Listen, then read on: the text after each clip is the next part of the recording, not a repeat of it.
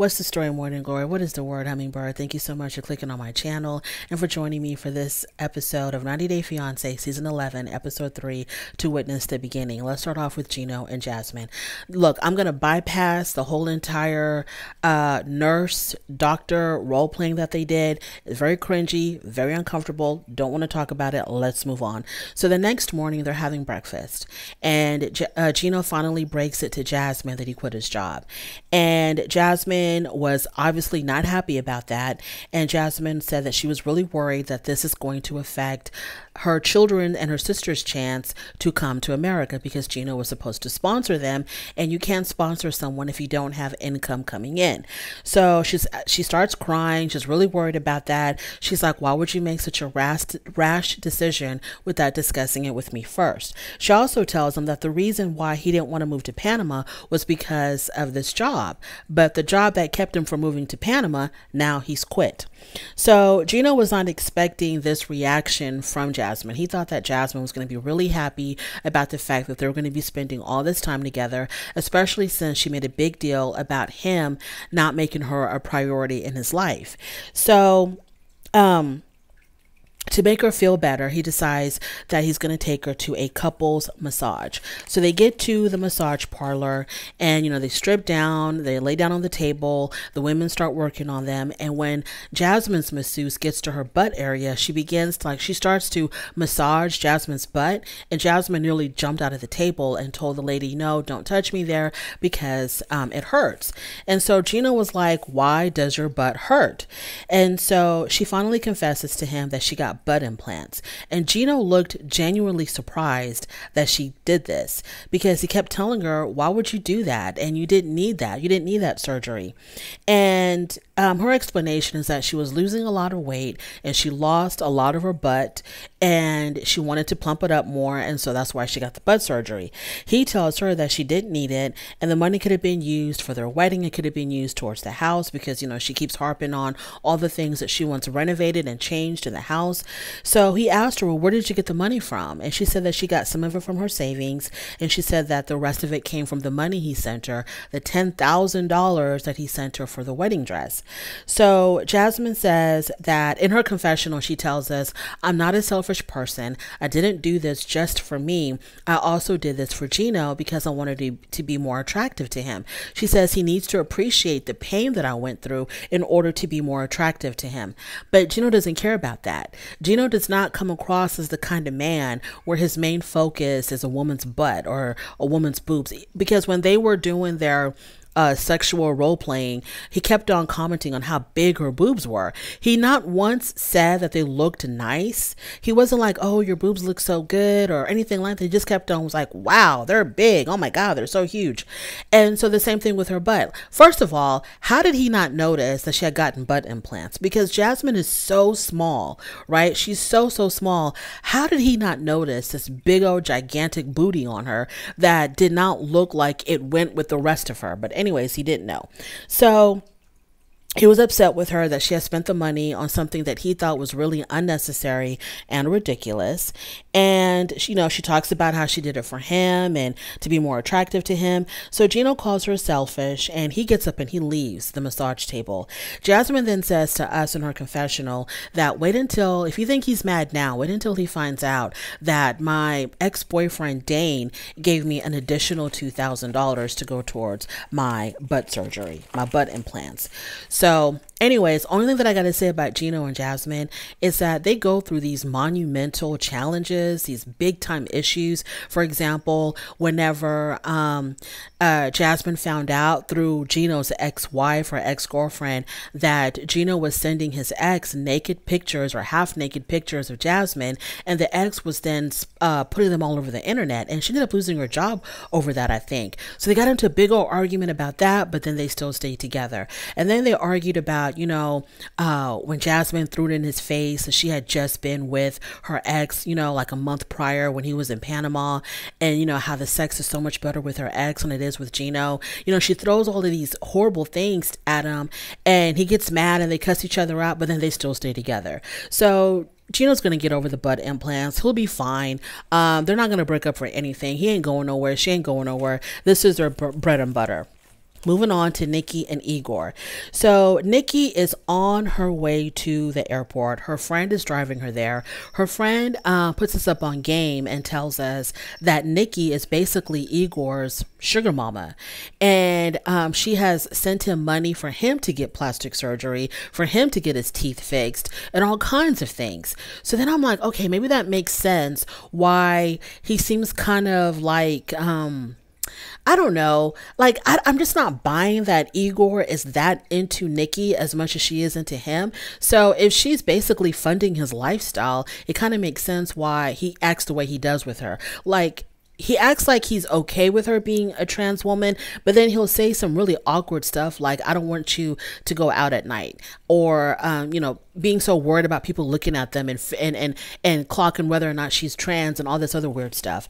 But anyways, so Igor says that he is a lot more open-minded now than he was 20 years before, because 20 years before he had no idea that she was trans, and when she finally revealed it to him, he didn't like it. He packed his bags and he went back to Moldova. This is after she had gotten the K-1 visa approved and he was already in America, and they were supposed to get married within a certain amount of time. So as soon as he found out that she was actually trans, he left. So now they're reunited, 20 years later, and he says now he's a lot more open-minded and he really sees Nikki as a woman.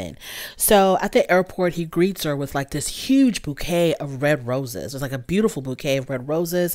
They're really happy to see each other. She makes a comment about, being away from you for 9 months is too long, because somebody in my comments had told me that, because I completely missed it in the previous episode, someone in my comments had said that Nikki and Igor have spent time together, I think in Mexico, 9 months prior. So my question is, if they were already together in Mexico, why does she need to go to Moldova to figure out whether or not they have a future together? Couldn't they figure that out in Mexico? I'm very confused. So on the way from the airport, she's asking about the engagement party. He makes it seem like not that many people are going to show. He's kind of worried about whether his family and friends are going to be there, because he keeps talking about how in Moldova, this trans lifestyle is just not accepted at all in Moldova.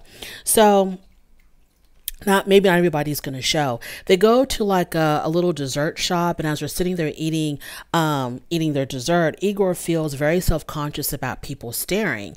And then the camera pans to a group of women who are sitting off in the distance, and they were kind of like giggling and looking, but like, us watching the show, I don't know if it's because they're laughing at them or they're kind of like reacting to the fact that there's a whole entire production team in the restaurant. So I don't know what was going on there, but he claims that people were staring at her because she's trans.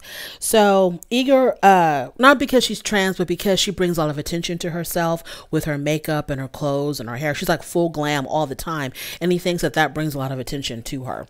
So he's worried that others can tell that she's trans. That's another issue that he has, whether or not anybody can clock her.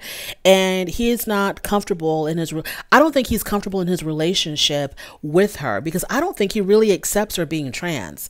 I really don't think he accepts Nikki for who she is.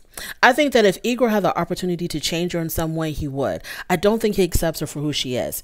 Igor doesn't like how, she's constantly full glam all the time. He thinks that the makeup and the clothes is way over the top. Igor tells her that he prefers to take her out in the daytime only and not at night. He says that people will stare because she looks like a porn actress. And Nikki says, well, better that I look like a porn actress than them thinking that I look like a man. And Igor says, well, maybe you look like a trans porn actress. I'm surprised that she didn't mollywop him when he said that. I mean, I was like, what? Anyways, so he's really worried. He says he's worried about her safety. That's why he doesn't want her to go out at night, because he's worried about her safety. She seems to think that he might have a woman or another person in his life that is part of the night scene, the nighttime scene in Moldova, and he doesn't want to run into his other person when he's with her. So she thinks that he might be messing around with somebody else, and that's why he wants to keep her hidden at night. We shall see. Moving on to Rob and Sophie. So Sophie is putting on her makeup, and she's putting on her makeup in the outhouse because Rob's apartment doesn't have an indoor bathroom. So she has to go across the courtyard to use the facilities there. And she's putting on her makeup and she's talking about how much it stinks. So this is their very first morning together after she's arrived in America. And they're talking about Rob's accommodations in his apartment. She says it's only, basic living to have an indoor bathroom, to have a bathroom in your home. That's just the basics. It's not anything luxurious, because he keeps on telling her how she's so bougie and you're so used to, lifestyle of the rich and famous. You're so used to living in Dubai and living in Spain, and you're very coming from all this money, so I need to knock you down a couple of notches. And she's like, I'm not asking for a luxury lifestyle. I'm just asking for a toilet that I don't have to go outside to use. I want an indoor bathroom. That's all I'm asking for. And I don't know why he claims that that's something like impossible. Like, I don't know why he has to be so critical of her whenever she talks about wanting a bathroom. So, of course, she does want a better apartment, a bigger apartment, but the scene that they showed us, she was really referring to like just having a bathroom inside the house. So, Rob doesn't even want to entertain the idea of moving because he can't afford it. And he doesn't even want to talk about it when she brings it up. The next time that we see them, they are on the beach. And Rob looks at his phone, and she happens to glance at his phone. And supposedly he's on some page that either, I don't know if it belongs to a particular woman or if it's a page that showcases a lot of beautiful women. I don't know what was going on. But whatever she saw on his phone, she didn't like it. So then that leads them to talk about how he had cheated on her. He did some online cheating. But she said that she forgave him for the online cheating because it was during COVID and they were apart. They couldn't see each other. They couldn't be around each other. So, desperate times calls for desperate measures. And so I guess she kind of was like, well, I'm going to go ahead and forgive him for that because of the situation that we were in. So he was definitely communicating with somebody online, but Rob said that it was only something that lasted a day. Some girl sent him a message. He responded. She sent him some pictures. He commented or whatever. And that girl had told Sophie about it, or somebody had brought it to Sophie's attention that Rob was communicating with this other woman, and she got upset about it. And so now they're talking about it. And she said that she really wants to clear the air about that. She says, we're about to get married and I really want to clear the air about that whole entire issue. And Rob is like, there's nothing to clear. We've already talked about that. I thought we already resolved that. It was not cheating. She considers it online cheating. He says it wasn't even cheating because he didn't do anything physically with that other girl. And so then he accuses her of being on a dating website or a dating app. And she's like, okay, I'm on it, but I'm not on it looking for men. I'm on it looking for friends.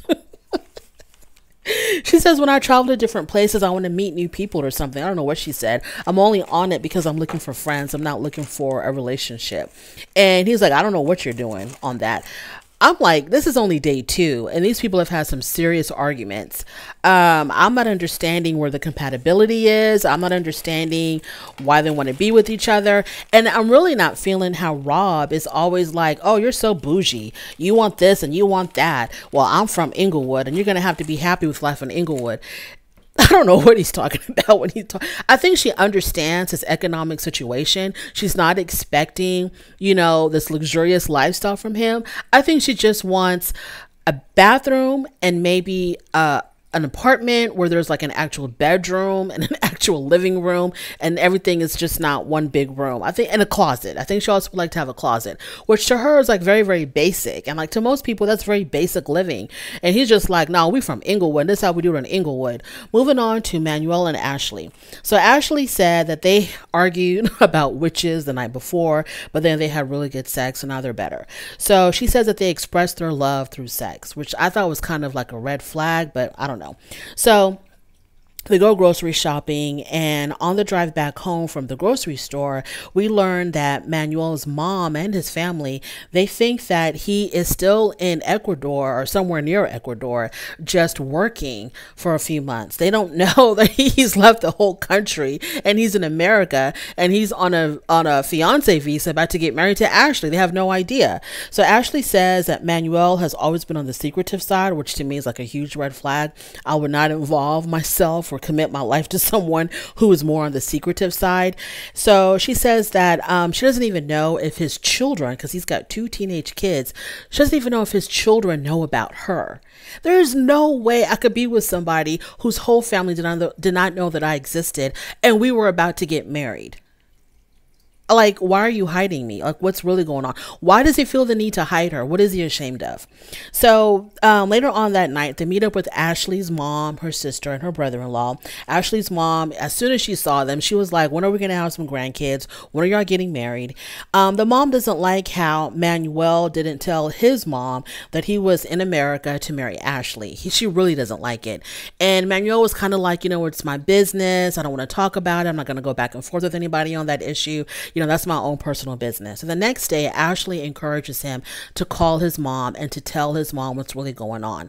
And I think the whole reason why he didn't want to tell his family was because it would have been a sad situation for him, and he probably would not have the nerve to go through with his plans to come to America if he told his family, because he told us how he's like the main provider for his whole entire family. He takes care of everybody. And so he's like, if I told them that I was leaving to come to America, they wouldn't have let him go. So I think that's the reason why he didn't say anything. But he does call his mom. He FaceTimes his mom. He tells her the what's up. He's like, yeah, I'm in America. I'm going to be getting married to Ash. I think he told her the whole story. And the mom was like, I'm sad that you left, but son, I love you. I support you. She wasn't really tripping that bad. So I'm like, why wouldn't you tell your family? Because the mom, to me, her reaction wasn't that crazy or out of pocket. She wasn't like, oh, what the hell are you doing over there, son? You need to come back home right now. No, she was just like, I love you and I support you. And then the damn thing cut off. The internet cut off. So, the conversation ended. So I don't know why he felt the need to hide Ashley. Like, I'm not, what's the real tea, Manuel? So that's my little review. Thank you so much for joining me. I really do appreciate it. On your way out, please don't forget to rate the video if you like this content, subscribe to my channel, and I'll definitely talk to you later. Bye.